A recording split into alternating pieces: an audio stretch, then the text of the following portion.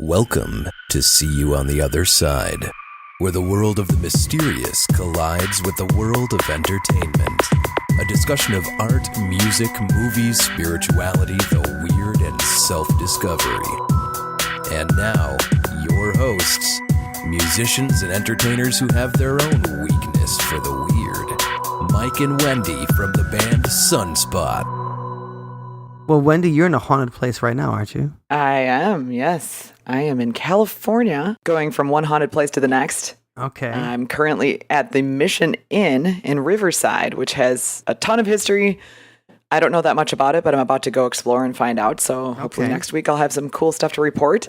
But the past 2 days have been very, very paranormally exciting. All right. As I got to stay at the Queen Mary, the haunted ship in Long Beach, California.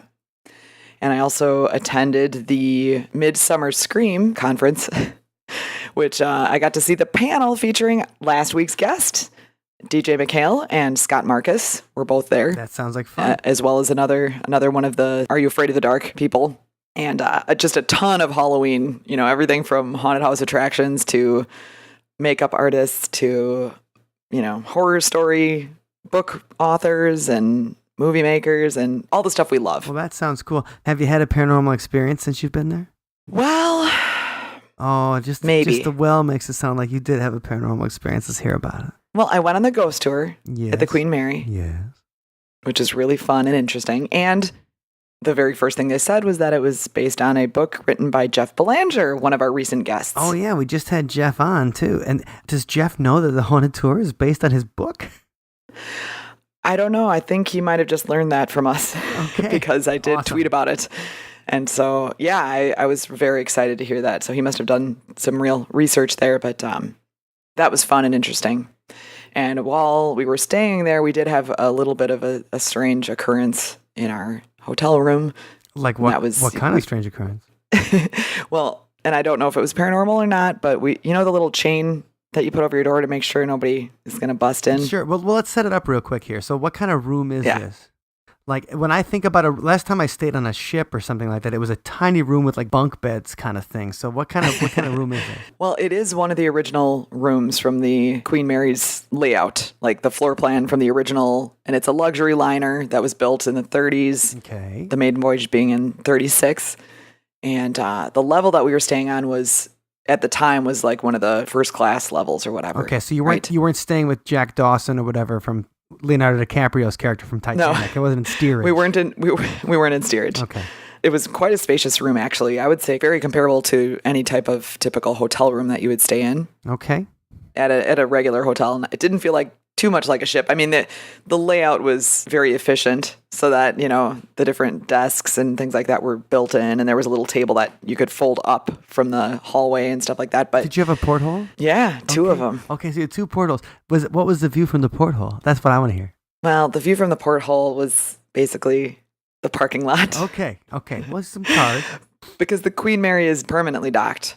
Okay. In its location. So, I mean, not to say that it won't ever sail again, but it probably won't ever sail again. So we did not have an oceanside view, but it didn't really matter because we weren't sitting there staring out the window. Okay, but there was portholes instead of windows. Yes. Okay. Yes. And the room layout was, you come in the door and there's a very long, narrow hallway that led to the main room area. Mm-hmm. And so the little chain latch that you slide across to prevent somebody from busting into your room. Yeah. Unwelcome. Right. Even if they have a key. In the middle of the night. Yes. In the middle of the night, we heard it slide as if someone were locking or unlocking it. From the inside. Yes. Okay. Now this is what I like. So if somebody had a key to the room, they could kind of get in and they would shake the chain or whatever and scare you a little bit because it's right. The door would open like an inch. Because that'd be good for business. Like a place that has a place that has several haunted tours. The Queen Mary has a haunted tour, like a deluxe VIP haunted tour, a regular haunted tour, a haunted tour with a dinner, a haunted tour with investigation. To them, like scaring a little bit of poop out in the middle of the night of the guests, probably it's good for business. Good for business. But the fact is, there was no one inside the room besides you guys, right? No, and unless someone had a real strong magnet, maybe that could make the thing slide from the outside. But I don't know, and I don't know. Even think about the magnet.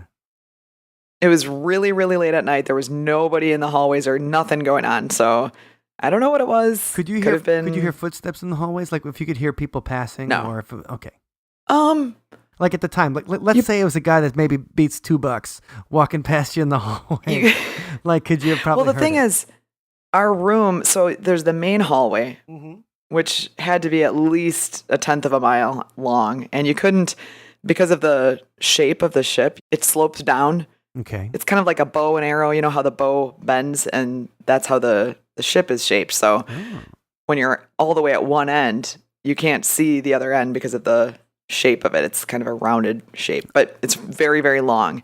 And we were kind of in the middle of that. But to get to our room, you had to go down the hallway, and then there was another miniature hallway that led to our room and one of the other rooms. So I think that little mini hallway kind of buffered a lot of the sound from the main hallway.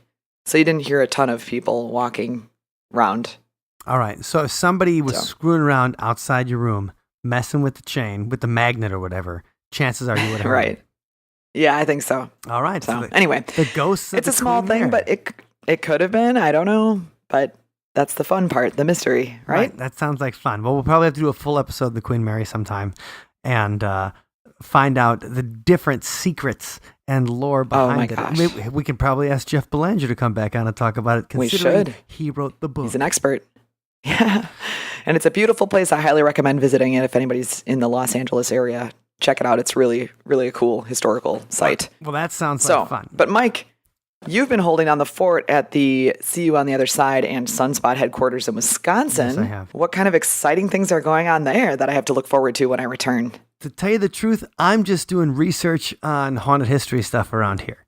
So that's fun. I have not seen or gone on any investigations in particular, but I have learned a whole bunch of things about southeastern Wisconsin and northern Illinois that I'll share sometime. But right now I'm working on different some new haunted history tour stuff that'll be exciting. So especially on the tour that you've ran before, Wendy, the Waukesha Ghost Tour. Yeah. And a place we used to play at. Goodness. It used to be called Neighbors Social Club. Now it's called something else, and I won't spoil this for anybody, but it's a place that Sunspot used to play at has a ghost of a girl that hung herself in the basement. Oh, my goodness. Yeah. And that's serious. They were completely open to talking about it and stuff, so there's going to be fun, new haunted stories coming up. And so that's what I'm working on while Wendy is gallivanting around California. I can't wait. But this week, Mike, we have a topic that's completely different from everything. Well, except that it's paranormally linked. It is, absolutely. And the thing is, I am not an expert in this topic at all because it wasn't a show that I really watched. But our compadre, my sister Allison from Milwaukee Ghosts, she was a super fan of Buffy the Vampire Slayer. And it's the 20th anniversary of Buffy this year. So Allison really wanted to have a roundtable with other Buffy superfans. So she brought on our friends Greg and Dana from the Traveling Museum of the Paranormal Occult, Jack Hunter, who you'll recognize from the Paranthropology episode of the show, and also a professor from Marquette, James South, who edited a book about Buffy the Vampire Slayer and philosophy. So they've got a 20th anniversary special roundtable where they talk about how Buffy influenced them to research the paranormal. All right. Well, I'm excited. I was never that much into that show. And so I'm really curious to hear this. And maybe I'll become a Buffy fan after hearing it. Maybe you will too.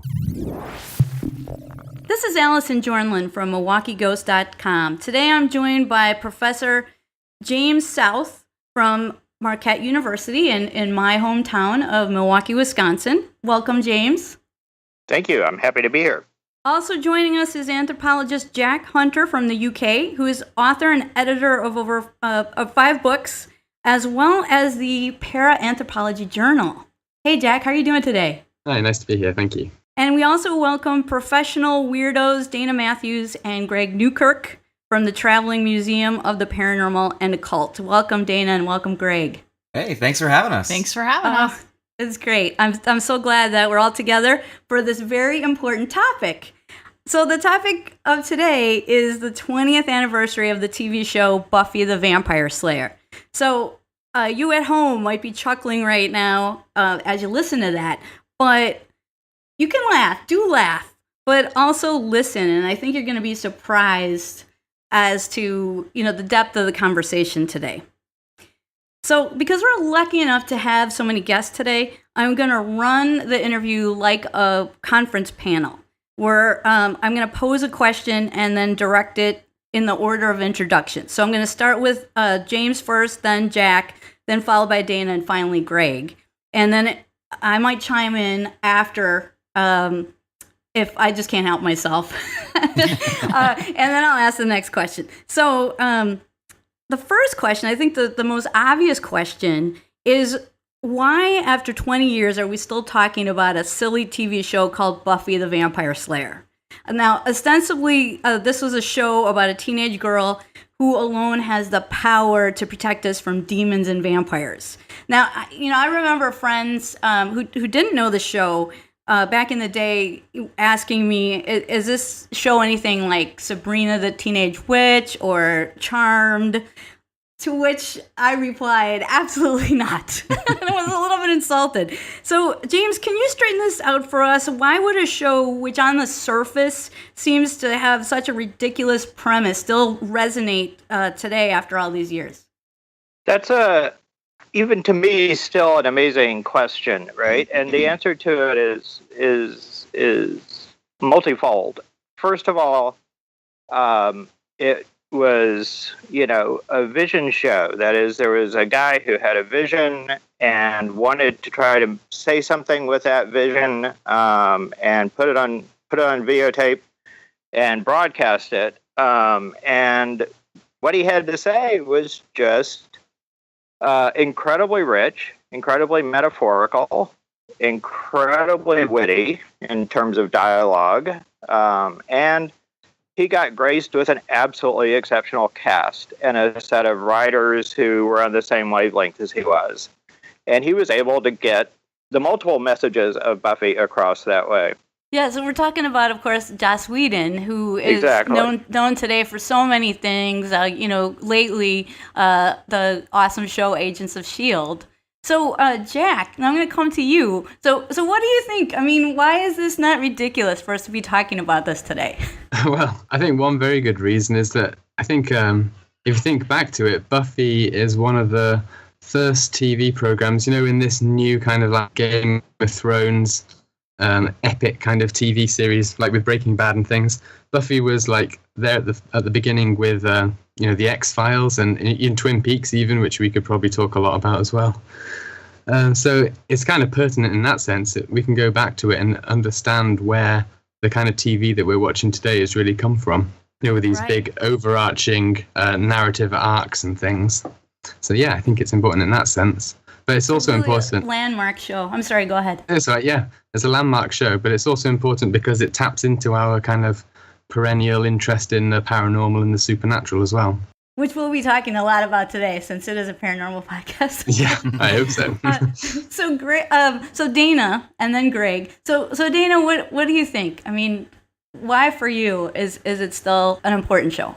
I think what's interesting about it might be a little bit different than what everyone else would say, because when Buffy first came out in 1996, I was 16, so I was the same age as Buffy. And I watched it from that moment on and pretty much finished the entire thing. So for me, it felt like a show that dealt with crazy things like demons and vampires, but all of the characters were me and my friends. And I could relate to all of these characters. And I could relate to the things that Buffy was going through, on a personal level, even though the world that they were living in was all about vampires and demons. And so it felt like something that was very important to me as a 16-year-old. And I continued growing with it. And now, I'm 36 years old and I still watch Buffy because I can still relate to it. Thank you. Greg, what do you think? I think that while many of the wardrobes didn't age very well, I think a lot of the lessons did. And I think that a lot of those lessons are still applicable to people, especially as teenagers. I try and recommend the show, as silly as the title might be, to teenagers today, because I think that they can find a lot in it. And I think that that's a big reason why we can still talk about it and still go back to it, because, those lessons are still applicable and they're important. Yeah, I mean, I would agree with what all of you have said. And I think really, when you do a TV show, you can make it ridiculous, or you can make it about essential questions about what it's like to be human and, what is the difference between right and wrong. So, I think that show really was far-reaching in that respect. But as you guys say, I mean, it's a ridiculous title. I remember first hearing about the show and being like, well, I love weirdness, right? so I was like, okay, it's going to have vampires. So, all right, I'm going to give it a try, even though it sounds so stupid. Like Buffy. I hate that name, right? So that was my first thought about it. So I would like to go around, starting with James, so to ask about how you got introduced to the show and what were your preconceptions and how did they change? Well, so my preconceptions were that this was a teenage show for teenagers, and I had no desire to watch it. And I had a friend who I trusted who just kept saying, you should watch this show. You should watch this show. And I did finally. And, over the course of only 3 or 4 episodes, I went, there's a vision here. There's a consistent voice, although the first season's a little inconsistent. But there's clearly something they want to do with this show that is unique and valuable. And, when I saw the pilot and I saw the reversals between Darla as the helpless blonde turn into the evil vampire and Buffy as the helpless blonde turn into the Slayer, it was just revelatory. Yeah, really transformative. And, that's the power of the show, I think. What do you think, Jack? Yeah, well, I'm just thinking back to when the very first time I saw it, and it was like kind of, I think it was like the night before I started high school. So I was only about 11 years old when it came on. And I was just blown away by it because I'd always been interested in Dracula and vampires and things. And then all of a sudden it kind of brought them into the modern world. So it wasn't like, Victorian Gothic anymore, though I love that stuff. It was my first real insight into like modern day vampires. And I know, like, over the years, eventually I found out about Lost Boys and things like that. But really, Buffy was my first insight into that. And it had me hooked, really. Yeah. Dana, how about you? For me, again, I'm 16, so I was all ready for the show. And then, what was cool about it was, at the time, there wasn't a lot of stuff on television that, like, you could, at least I felt, I could really get into. There were things that I liked, but the second that Buffy, happened, it was everything. It was the humor, it was the characters, all of it seemed like this show that I had sort of been waiting for. Finally, it was on TV. So for me, I loved it from the moment that it happened. My introduction to Buffy was a bit different. I grew up very sheltered. My dad is a Baptist minister, and I wasn't really allowed to watch a lot of television shows, particularly not Buffy the Vampire Slayer. And no dancing either, right? And no dancing either. You didn't go to dances. Yeah, no dating till you were 16. And the local movie store, the video store, I used to get posters. They'd give free posters out. And so my first introduction to Buffy was actually the poster for the movie. And I was not allowed to see the movie. But for some weird lapse in judgment, I was allowed to have the poster on my wall. And I would always look at this poster and I'd kind of make up in my mind what this was supposed to be about. And then eventually one day, I had this little television that I used to watch shows I wasn't allowed to watch on. And I watched, I think it was the first season. I caught an episode of the first season of Buffy, and I was absolutely positively hooked from there on out because it was the same kind of thing. I was a little bit younger, but these were young kids, and I could relate to them. And I was always, I think like many of the others here, really fascinated with the lore of vampires and demons and things like that. And I thought that stuff was really interesting. Maybe because it was taboo because of how I was growing up. But it was, maybe it was one of those deals where it was like, the more I wasn't allowed to see it, the more I was into it. And forbidden fruit is the absolutely. And it's had a stranglehold on me ever since. Well, I'm going to chime in and say that, oh man, there's just like, if you out there listening have not seen Buffy, it's just a heady mix of just so much incredible stuff. Not only are we touching on essential questions, but the wit of it is incredible. I missed that today. Just that you could watch something for the content of it, but also just have, this witty repartee that just keeps you going and is so quick. So I really miss that. And of course the Kung Fu fighting. You don't think that stuff like goes together, right? But somehow it works. So Here's maybe one of the most important questions that I have today. How do you think the narrative of Buffy affected your life? I mean, did it change you in any significant way? What do you think, James? Well, I think it changed my life in two ways. One is it compelled me, it provoked me to, as a professional philosopher, write about a TV series. And I had never, ever considered that option before. So just professionally, it changed me in that it put me in a direction of writing about Buffy and then subsequent television shows, movies, and other aspects of popular culture. Personally, what it did was it expanded my moral imagination. The things that Buffy goes through over the course of the 7 years of the TV series, won't get into the comics because I don't know anything about the comics, but over the course of the 7 years of the TV series are all things that I learned from. You know, I mean, I just was continually provoked to thought by the show, and that changed me, right? Yeah, I mean, I've heard some people compare it to Shakespeare. Really, I have. And, you know, I don't really chuckle at that because, you know, for me, there were so many questions that it really delved deep into. And like you said, it really challenges you. It really makes you think. I mean, you could make a stupid TV show, but that's clearly not what they did. And, you know, your work, James, you know, being able to, you know, write so extensively on the philosophy of a show and what it teaches us about, you know, the human condition. I mean, the fact that you can even do that means, you know, there has to be a lot of material there to work with and a lot of substance. And there are so many of us doing it. That was the thing I discovered. I thought I was a weirdo, right? When I wrote my first paper about Buffy, and then I discovered this community of Buffy scholars who were approaching it from all these different perspectives: the philosophical, theological, cinematic, visual, rhetorical, and it was just like, wow, how can any one text have this effect on so many people and so many disciplines? And the other thing I just want to say on it before we go to Jack is that for me, it's kind of a test that's out there for people. Can you get past the name? Can you get past the premise?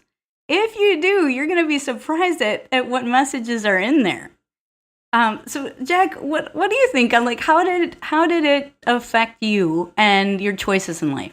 Well, I'm immediately thinking to Giles and the library, basically. That whole setup had a huge influence on me. And maybe talk about the character a little bit for people who are unfamiliar. Yeah, so Giles is like, he's the guy who basically looks after Buffy. He trains her up and he teaches her all of the kind of like arcane lore about demons and vampires. And he has Watcher. Exactly. And he has this incredible collection of ancient dusty tomes in his library in the high school. And then when I went to, not university even, when I went to high school, I was hoping that my library would be like that, but it really wasn't, unfortunately. But it didn't stop me. I managed to dig out in there an old Arthur C. Clarke mysteries book, and me and my friends used to go into the library pretending we were part of like the Scooby Gang or whatever, and read through this book. And I remember there's one particular entry that springs to my mind, you know, after all these years, an entry about the dreaded zombie cucumber, which was like this cucumber that, you know, voodoo priests would feed to people and turn them into zombies. So yeah, it inspired me to read into these weird things. Another thing that inspired me to do as well, I remember looking up pictures of cattle mutilations and alien abductions in the library, and the librarian is coming over, checking over our shoulders and asking whether we should really be looking at stuff like that in school. It's like, well, they do it in Buffy, so so it must be okay. Yeah. But that's funny that she questioned your choice of material. It's not like it's porn. No, it's not. I mean, you're really researching something that's unexplained, which, you know, all librarians should you know, give you a pat on the back for, right? Yeah, they should be encouraging it.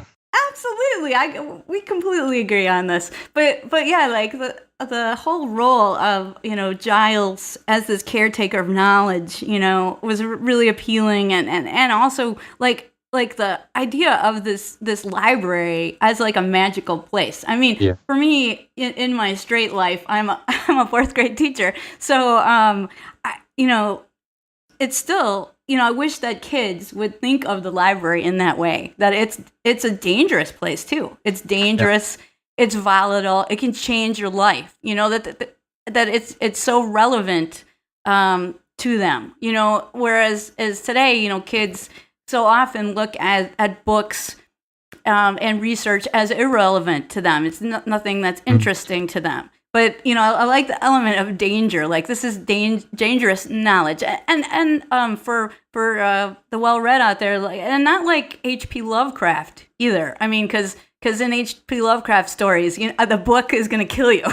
It's like the knowledge is going to drive you crazy, and there's nothing positive you can do with it. It wasn't like that. It was like, no, knowledge is power. Along with, the slaying skills of Buffy, we also had power in just the raw knowledge itself, which was accessible to anyone. Yeah. Dana, what are your thoughts? Well, Buffy was really, incredibly, it was hugely empowering for me because, even just thinking back to my very first paranormal research team, we were all girls. And Buffy was a massive, reason for that because it was empowering. And we kind of, at the time, and not only we were young girls, but we were young girls. So we were sort of stepping into a community of people that at the time, back in 2001, was really heavily male dominated. And so here come these like four, 20-year-old, 19-year-old girls. And we were like, we're paranormal investigators, but we do it sort of the way that we do it. And so, it was very much, and it was still, on the air at that time also. So it was very much like a contributor to our decision to sort of do it our own way, as opposed to the way that everyone else kind of wanted us to be doing it. Yeah. And so out of that, you got your own TV show. So yes. It's like you watch TV and then you had your own TV show in Canada. What was that called again? So we can look it up on YouTube. It was called... The name was not great, much like Buffy. It was called The Girly Ghost Hunters, but we did get to investigate, a lot of Canada's most haunted places, and today, a lot of people don't get the chance to actually go into them and sort of delve into the history and do research about them. Do you remember what the official description of your show was? It was it was four. It was like something like four girls with it was something about Buffy the Vampire Slayer meets Scooby Doo. Yeah, that was the tagline for it. So wow, you that's just so inspiring that you were you found a TV show that got you going in that direction, and then you actually became part of the medium yourself.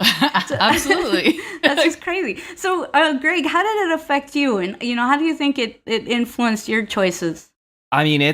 It really dictated the entire crazy direction of the rest of my life. And that's not an exaggeration. Dana and I would probably never have met if it wasn't for Buffy the Vampire Slayer.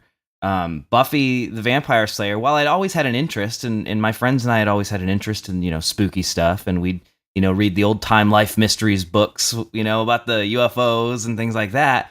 It was really watching Buffy that made us go, let's go on a vampire hunt. And we stole our parents' credit cards and we ordered medieval weapon replicas and we went out into the cemetery at night to like role play Buffy. They were LARPing. We were LARPing basically. And then, when weird stuff started to happen that, it wasn't the older kids who we'd got to go and, scare our friends to hide in the cemetery. When weird stuff started to happen, Buffy kind of became what we would turn to. Well, let's go to the library. Let's go to the library and crack open this book of magic spells and let's see what we can find. Or we'll see, what kind of ghost would be bound to this particular place. And that's what we always kind of referred to. And it became a litmus test for how well we would mesh with our other friends. If they liked Buffy and they could understand the jokes that we were making about Buffy, they were cool and they were in. And, it's strange how now, I can sit there and think, if it wasn't for Buffy making me go out and actually start going to cemeteries and libraries and, Googling about stuff like Willow would do, I would never have met Dana. I wouldn't have started a website about ghost hunting. I wouldn't have met Dana, and I wouldn't be doing what I'm doing today. So it's had a pretty immeasurable impact on my life. Absolutely. I'm reminded, by the way, in your mention of the Time Life series, that is actually referenced in the pilot of the Buffy television series. Right? But Buffy mocks Giles by asking if he had signed up for the whole Time Life series. Right? And of course he had. Of course he had. Right? Yeah. So now, talking about the show, I mean, one of the powerful elements that I've seen and other people have noticed is collaboration, like the group, the importance of the group. I mean, even though it's supposed to be about Buffy, there is only one. I mean, in reality, that's not how it plays out. I mean, she really depends on her friends, and everybody's able to work together as a team. So my next question is about, what does this teach us about teamwork, or the importance of teamwork, or the importance of research? Well, I think one of the things I would say to that is it shows the importance of what we might call a chosen family as opposed to a birth family, right? That is, we find the people who we have similar interests, similar lines of thinking, similar senses of humor, and tackle problems, right? And I mean, the world is so full of complex problems that nobody sitting in an armchair is going to be able to figure it out. You're going to need research teams. And to find that sympathetic research team where, as is so powerfully explored at the end of season 4, each one has a separate role to play, right? And combined, they make up a team. Yeah. Jack, what do you have to say, either about collaboration or research? Well, just on the topic of research, I mean, it's kind of like a good kind of model to follow, I think. Like, you find something weird, you go and find out what it is, and then you go and tackle it. And I think that's, one of the influences it's had on me is that it has emphasized that importance of, doing a bit of reading, going and finding experts like Giles to talk to about these things, people who actually do understand.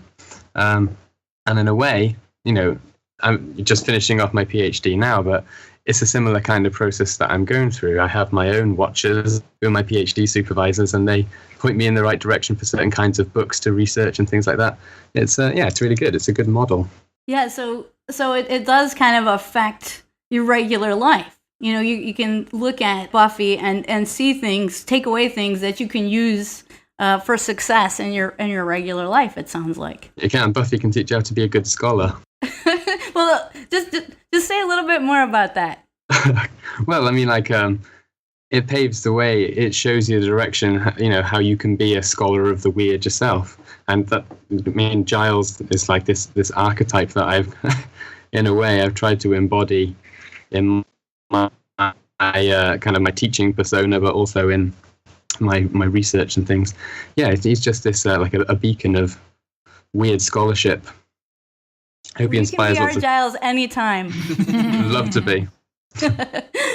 All right, Dana, what do you think? Either by collaboration or research or both?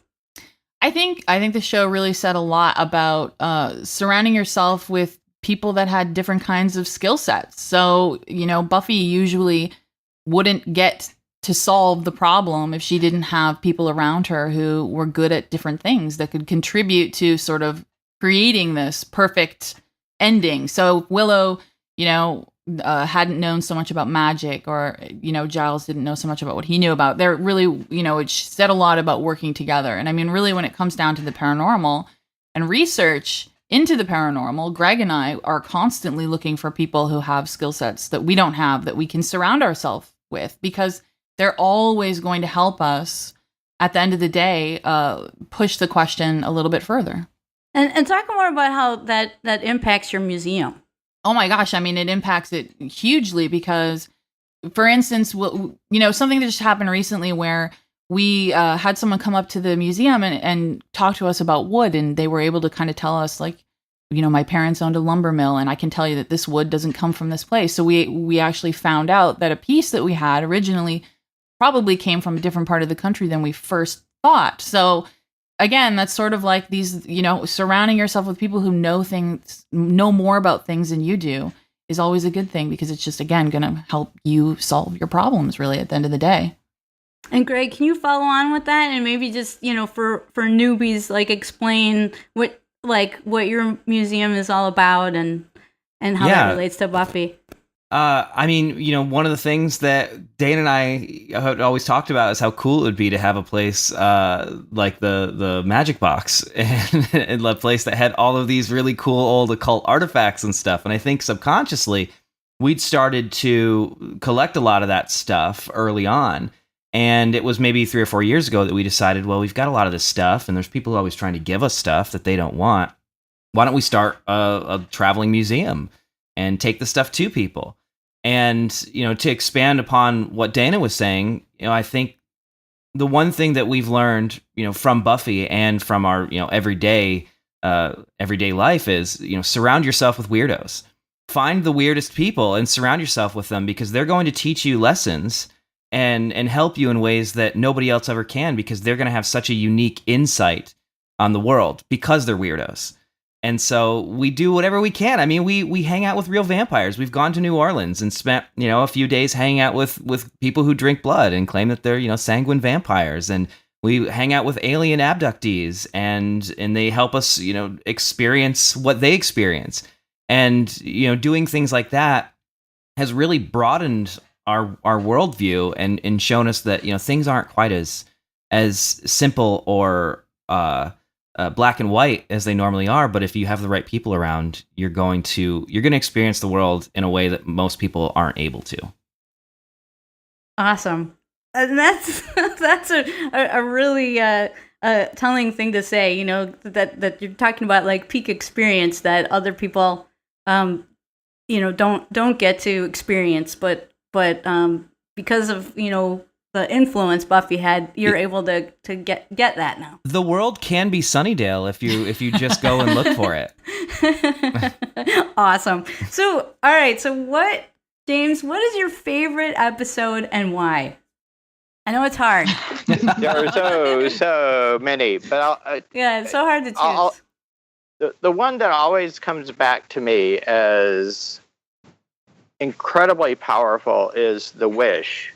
Right, the one where Anya wishes that Buffy had never come to Sunnydale, and we see the effects, and the effects are horrific. Right, that if Buffy had not been in Sunnydale, it would have been a real dystopia. Right, and for me, that shows. Although it's great to surround yourself with groups of weirdos, right, and people who challenge you and think like you. That one person can have that kind of an effect is a very powerful message, especially when that person is a 16-year-old girl, right? What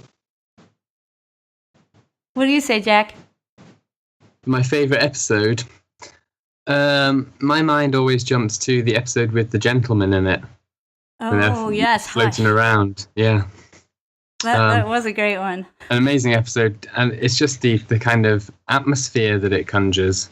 One of the things that I'm most interested in is kind of like religious experiences and the kind of like emotional kind of feeling responses that these uncanny things give rise to. And I think that episode captures that perfectly. The way they're floating around, they're constantly grinning. You could also think of them as kind of like a proto-Slenderman kind of characters, which is another interesting avenue that you could go down. Right. And then another favorite episode was the one with Dracula in it. Yes. I've always loved Dracula, and it's nice to see Dracula popping up. And then, it's good. Absolutely.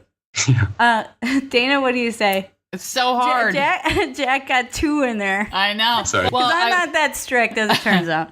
Hush is absolutely one of my favorite episodes. And I mean, when you think about it, there was like 35, 40 minutes of silence in an episode of a television show, which is, I mean, insane. Unheard of. Absolutely. I mean, so definitely Hush is one of my favorites, but Once More with Feeling.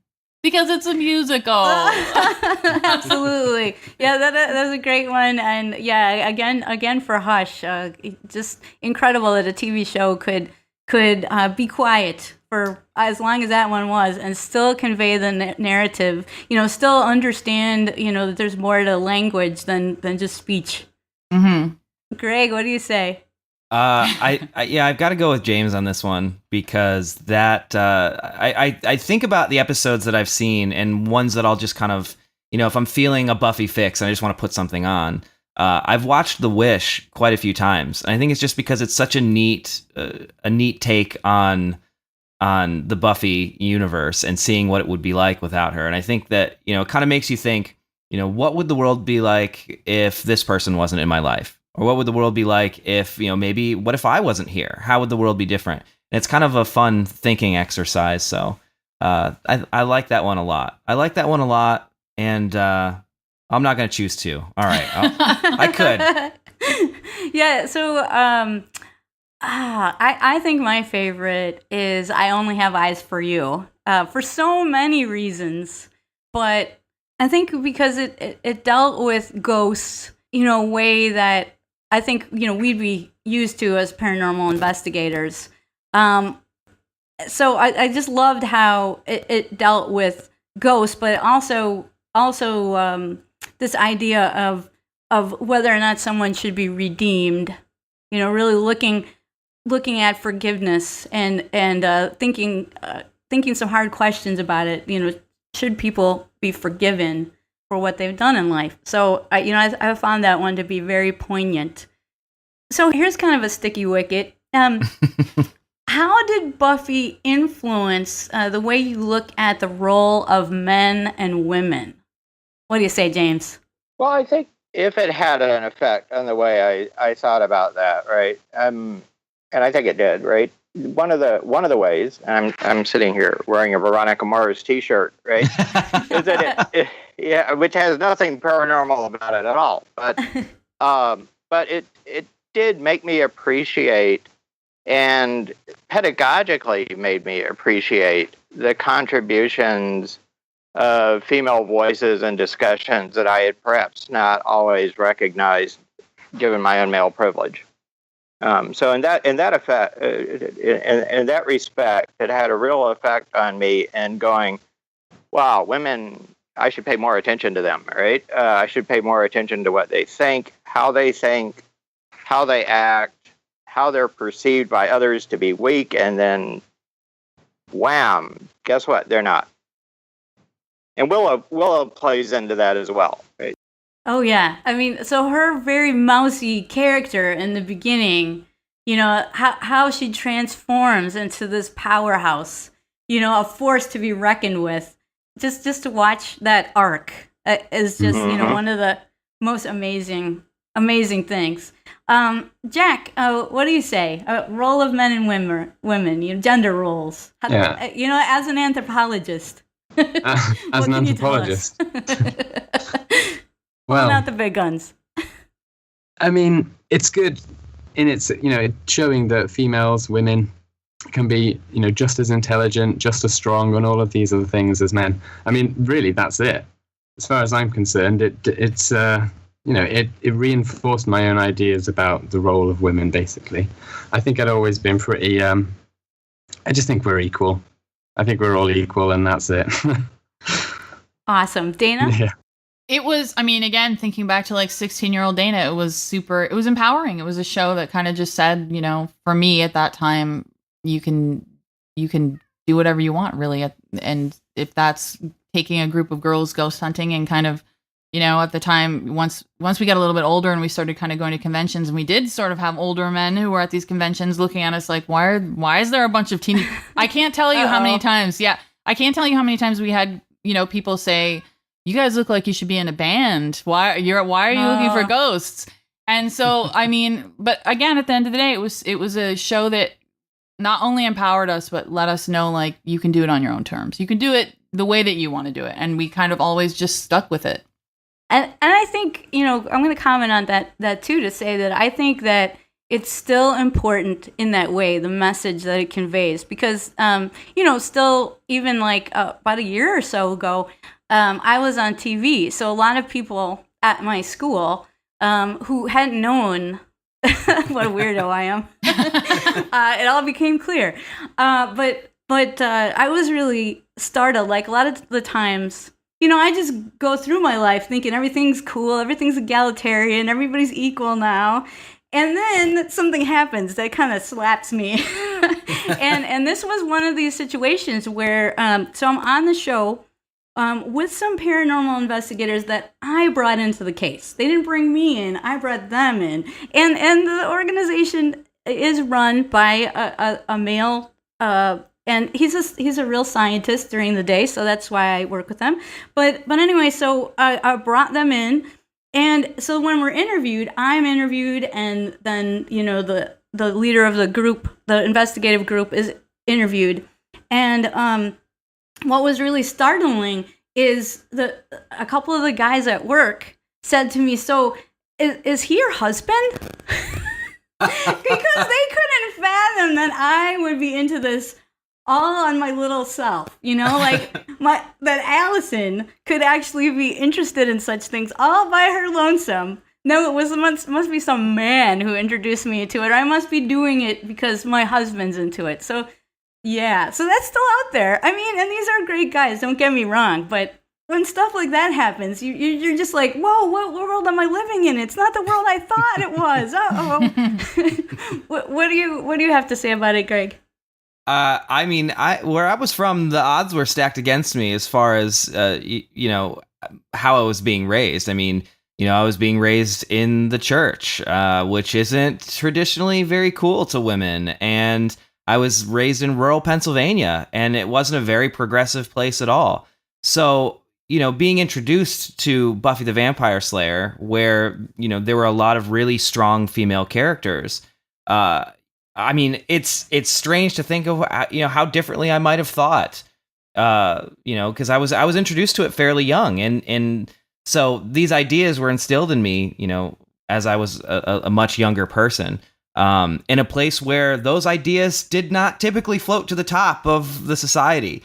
So it definitely had a big influence. And I think that I'm a better person for it. So here's a question for you. There's so many moments in Buffy. There's so many quotes.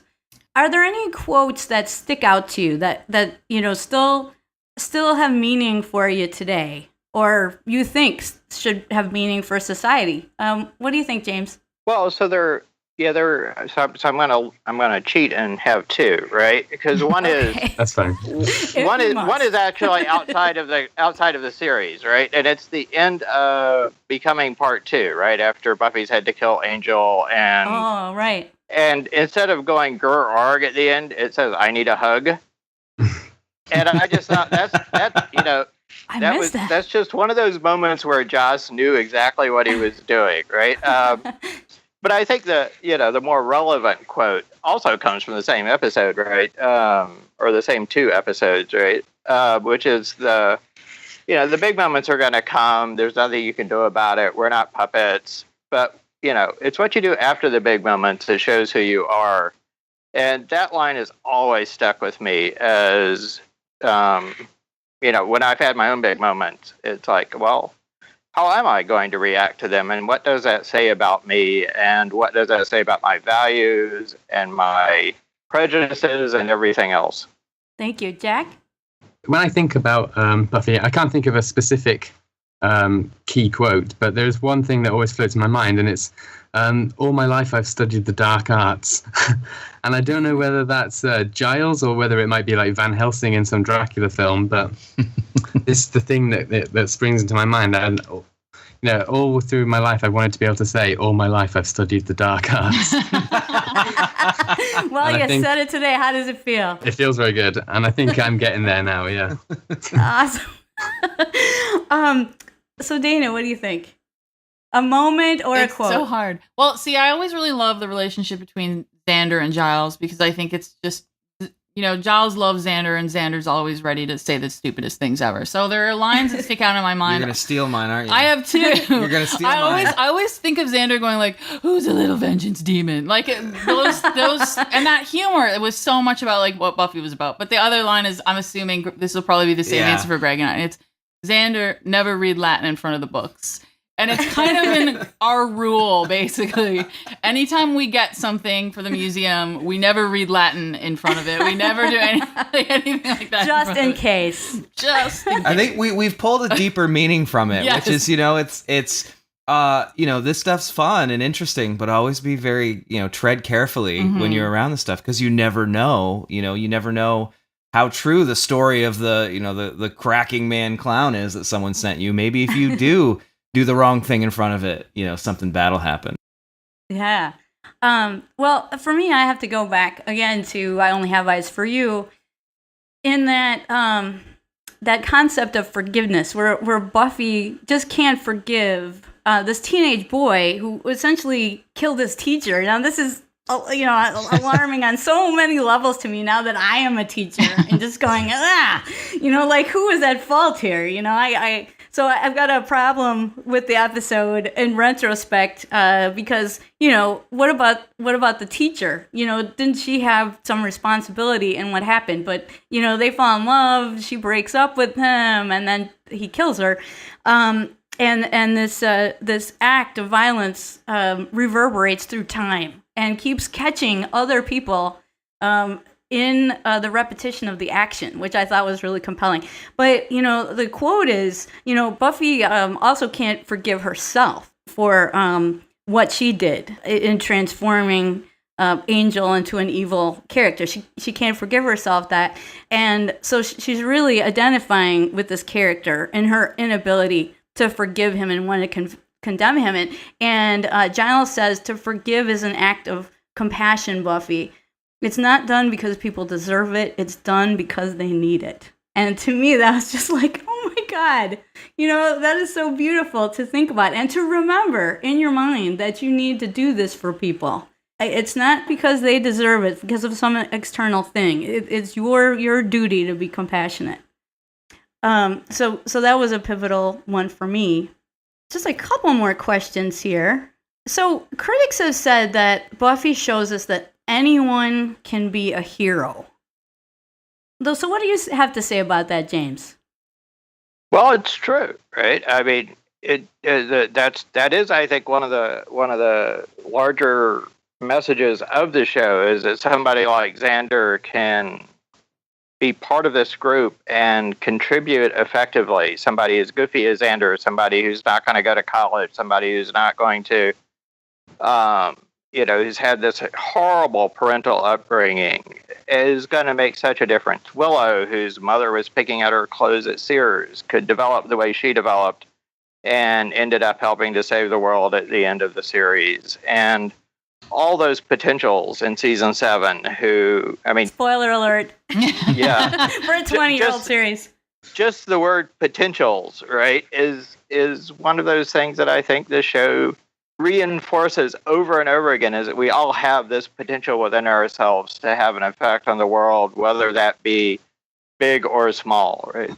Yeah, so I just wanted to follow on with that and say, wow, the idea of these potentials, that for me was like the premise of the series is there can be kind of like Highlander in a way. There can be only one. There's only one Slayer, although they keep playing with that throughout the series and bringing other ones in on it. But at the end, to just turn that around on its head, right? And to be able to kind of open up Slayage to everyone in a way, to say that you too could be a Slayer, and seeing all those empowering scenes of people being abused and then rising up, or someone that seemed weak standing tall, standing up against bullies. It really opened it up to all of us, saying you all can be a hero. That was really a powerful moment. When Willow did that spell and just transformed the world, really. Now, it looks like we've lost Jack. I think maybe Mike is trying to get him back on. But in the meantime, Dana, what do you think about the concept of heroism being available to everybody? I think, and really at the end of the day, that's what Buffy, the show, did for a lot of people when they were watching it. It made them feel like they were potentials, that they could be just like Buffy. And, the other thing that I think is really interesting about it, too, is that it humanized the idea of being a hero, because Buffy had really, crappy days, and Willow had crappy days. But they, again, going back to the idea of surrounding yourself with people that are your chosen tribe or your family. They help lift you up in those moments so that everyone is a hero and everyone, is allowed to kind of be human at the same time, but they can all kind of work together to get to the end in a good way. So, I think that Buffy says a lot about, if you can find something in yourself that you can relate to a certain character with, like if you're, for instance, like me, an introverted person, I tended to kind of lean towards Willow. And so for me, watching Willow kind of become a big hero was like a big deal for me, because I was like, I've always been interested in magic and I've always been interested in the occult. And so I think that it inspires a lot of people to kind of search for those aspects of themselves that they find in those characters. What do you say, Greg? I think Dana kind of touched on, what I was going to say, which was, everyone can be a hero if they embrace what makes them a hero. Mm-hmm. It's very difficult sometimes to see, how other people have achieved things and how other people have helped people. Sometimes it's in really big, crazy ways, and sometimes it's in small ways. But it's really more about, what makes you a hero? What can you do? What can you add to the bigger picture that will help save the day? And I think that's, again, it's hope for weirdos, people who are outcasts in a way. It shows that you too, no matter how strange you might be to, normal people, there's things that you can do to contribute, and there's things that you can do to be a hero. Wow, and that's like a social justice message right here. Did you ever think we were going to get to that in this paranormal podcast? But yeah, no, right? I mean, it's like immensely empowering to think that everybody, no matter how strange, they all have gifts to give. And, and even in small characters, like in Angel, they did this too, showing that, hey, this seemed like a minimal character. What a goofy character. And, see how they helped, without them, this wouldn't have happened. And so, I think it's a message for all of us, even today. And that's my final question then, James. What do you think Buffy still teaches us today? Well, that's an overwhelming question for me, right? I'm so sorry. No, many things, right? So one of the things I'll pick up from what you just said was I keep thinking about the character Anne in Buffy, who, Buffy empowered, and then she ended up on Angel doing incredible things, in terms of just helping people, getting back to that social justice question. But I think at the end of the day, it goes to the heart of, still how very masculine our culture is, that we watch Buffy and we're surprised and we're amazed and we're moved that there's this first teenage girl, then young woman who is able to make such a difference.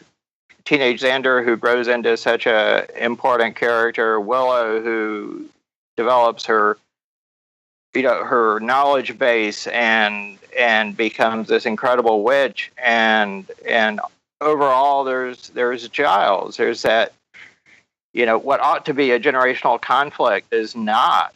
And so it's a show about becoming, right? I mean, that's why I picked that quote I did. Becoming is, I think, the message of the show. We can become who we are, and we just need the right mentors, we need the right opportunities, we need the right big moments.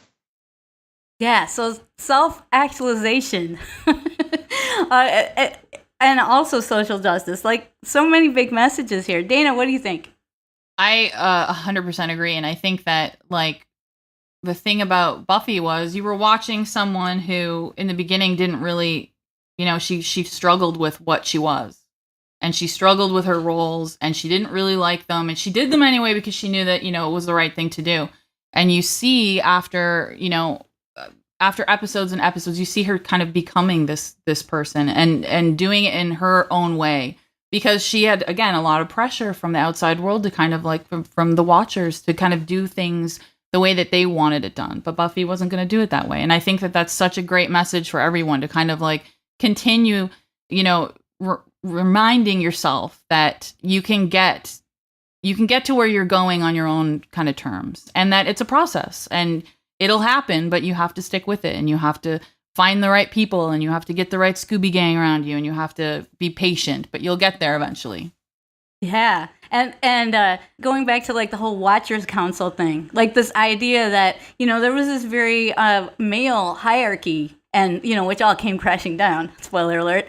But, the idea that there are traditional ways that things have been done, but you can improve upon those. Mm-hmm. You can take away from that what's valuable, and yet still, still bring it into, a new world that you've created on your own terms.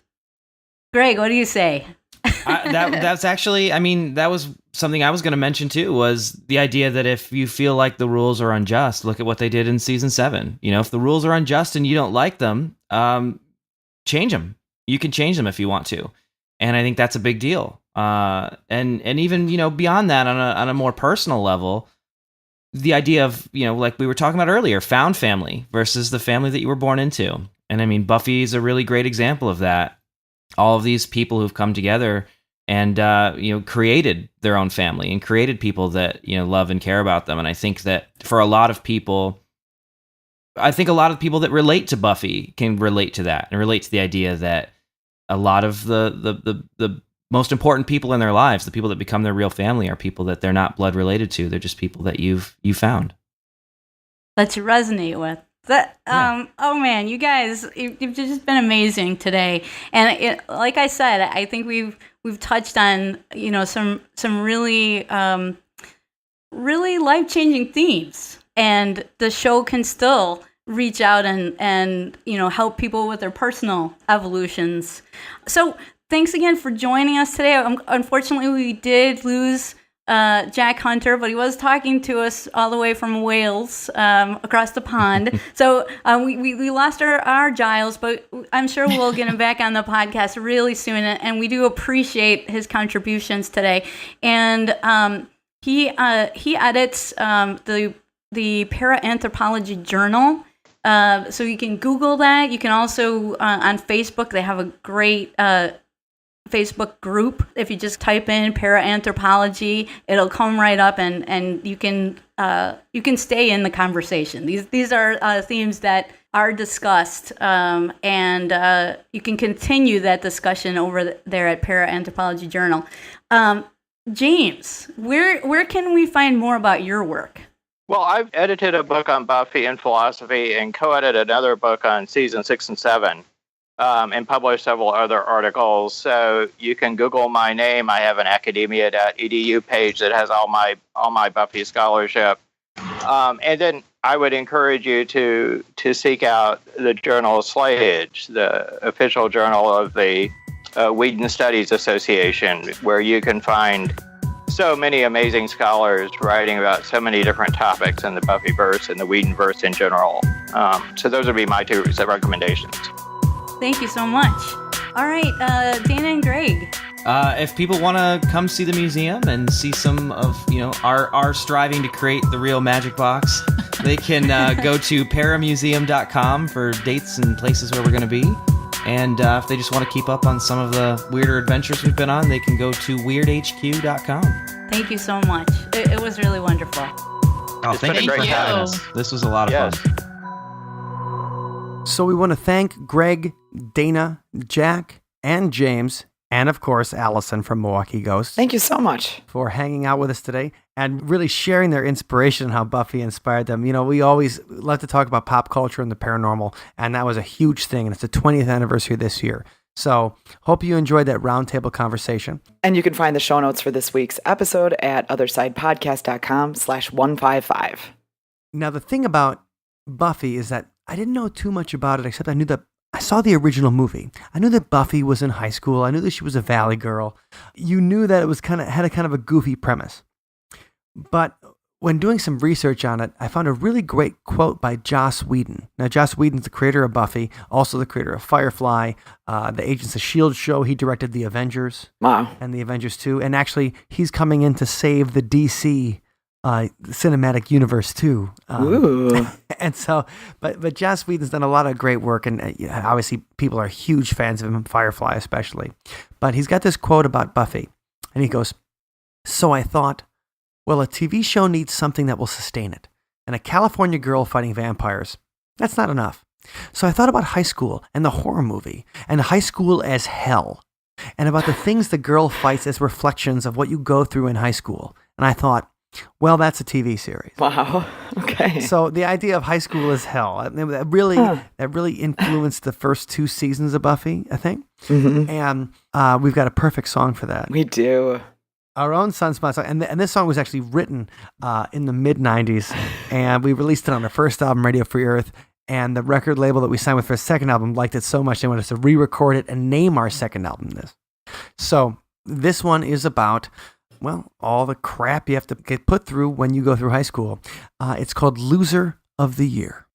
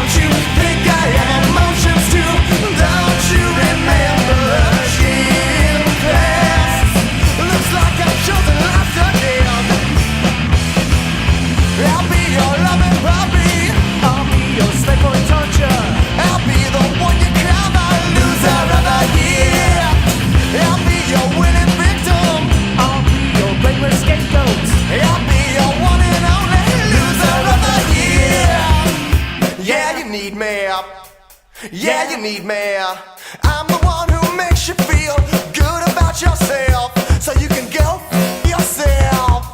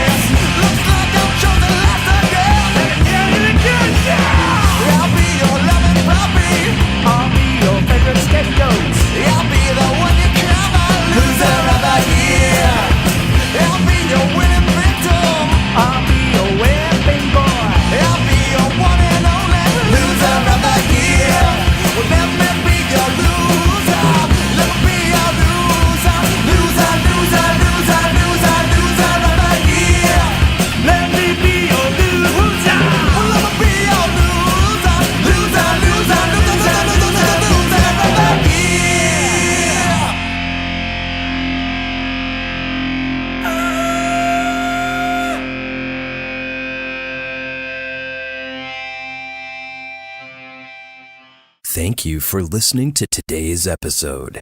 You can find us online at othersidepodcast.com. Until next time, see you on the other side. Oh man, was that hangout fun tonight or what, Mike? That hangout changed my life.